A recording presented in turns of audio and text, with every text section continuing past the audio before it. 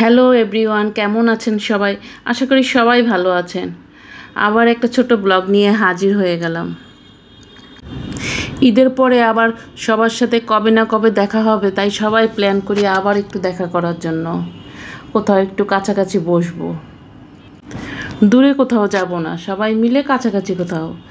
তারপর সবাই ঠিক করি রমনা পার্কে যাই, কারণ অনেক দিন যাবত রমনা পার্কে যাওয়া হয় না সবারই। দুইটা আপু রেগুলার হাঁটতে যায়, কিন্তু আমরা সবাই একসাথে যাওয়া আলাদা ব্যাপার। আমারও অনেক দিন যাবৎ যাওয়া হয় না, কারণ আমাদের সামনেই বিশাল বড় ধানমন্ডি লেক আছে। লেক ছেড়ে তো আর রমনা পার্কে হাঁটতে যাব না বা ঘুরতে যাব না।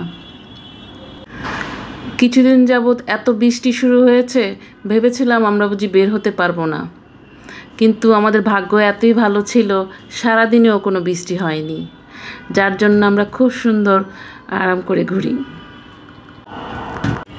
আর কালকে ঘুরতে এমনিও একটু ভালো লেগেছে, কারণ সবাই ছিল, কালকে কেউ বাদ যায়নি। যেহেতু আমরা দুইটা গাড়ি গিয়েছিলাম, এই জন্য দুই দিক দিয়ে দুইটা গাড়ি, দুই গেট দিয়ে ঢুকি, পরে সবার সাথে একসাথে মিলিত হই। বৃষ্টির পরে জায়গাটা এত সুন্দর হয়েছিল আর এত নিরিবিলি ছিল। আমরা যেহেতু দুপুরের টাইমে গিয়েছি, একদম খালি ছিল। তারপর দুইজন নিয়ে যায় গরম গরম সিঙ্গারা, আর বৌদি এনেছিল তার হাতের বানানো পিঠা। সবাই মিলে খেয়ে পেট ভরে ফেলে। তারপর শুরু করি ঘোরাঘুরি। এই যে আমাদের জুনিয়র বডিগার্ড, সবাই একসাথে মিলে ঘুরতে ভালোই লাগে। এই আপুদের সাথে আমার 8-9 বছর যাবৎ পরিচয়। সবার বাচ্চাই বড় হয়ে গেছে, শুধু এই যে একজন ছোট বডিগার্ড আছে। এই জন্য আমাদের কারো মন খারাপ হলেই আমরা হুটহাট একটা ডেট ঠিক করে বের হয়ে পড়ি সবাই মিলে। এত খোলা জায়গা, এত বিশাল বড় একটা জায়গা, খুব ভালো লাগছিল। সবাই হাসি ঠাট্টা মজার মধ্যে ছিলাম। তারপর এখানে ফুল বিক্রি করছিল অনেক সস্তায়, আর এরা এত জোরাজোরি করছিল যে ফুল একটু নিয়ে যান, একটু নিয়ে যান।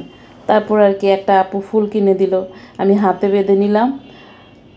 আর বৌদি চুলে খোলা চুলে কীভাবে বাঁধবে, কেউ বাঁধতে পারছিল না। তারপর ওই মহিলাই বেঁধে দিল যে বিক্রি করছিল, ক্লিপ ছাড়া সে সুন্দর করে মালার সাথে গিফট দিয়ে বেঁধে দিল।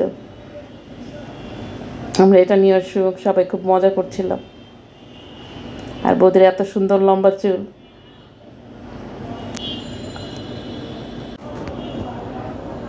হাসি ঠাট্টার মাঝে সবাই দিনটা পার করি।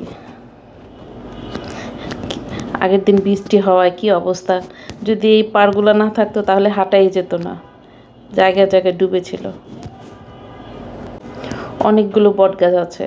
এটা রমনা বটমূল, এটা এই গাছটা না, গাছটা একটু সামনে ছিল, আমাদের ওই সাইডটাতে যাওয়া হয় নাই।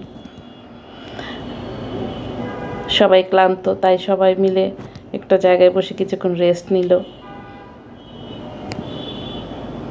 এই যে রেস্টুরেন্ট, আমাদের প্ল্যান ছিল ওইখানে রেস্টুরেন্টটাতে আমরা খাবো, কিন্তু রেস্টুরেন্টটা দুপুরের দিকে বন্ধ থাকে। আমরা যেই টাইমে ছিলাম সেই টাইমে বন্ধ থাকে, সকালে আর রাতে খোলা থাকে।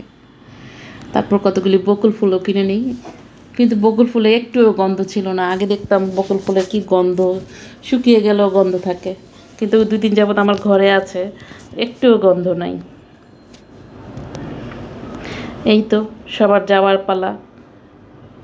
ঘুরে টুরে আবার 2 ভাগ হয়ে গেলাম, কারণ 2 জনের গাড়ি 2 সাইডে। তারপর বাইরে চলে আসলাম। এই যে গাড়িতে ওঠার পালা।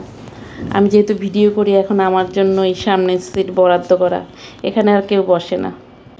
এরপর আমরা খাওয়ার জন্য চলে যাই বেইলি রোড। ওইখানে গিয়ে দেখতাম একটা বিল্ডিংয়ে, দেখলাম নারী উদ্যোক্তাদের বিল্ডিং মনে হয়। ওই বিল্ডিংটার নিচে মেলা হচ্ছে, সেখানেও কিছু ঘুরঘুর করলাম। সস্তাই ছিল ড্রেসগুলা,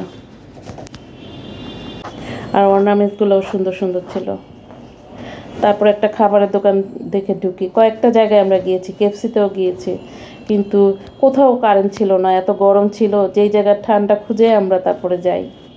এরপর সবাই পছন্দ অনুযায়ী Thai soup, corn soup, noodles, chicken fry, cold coffee order করি।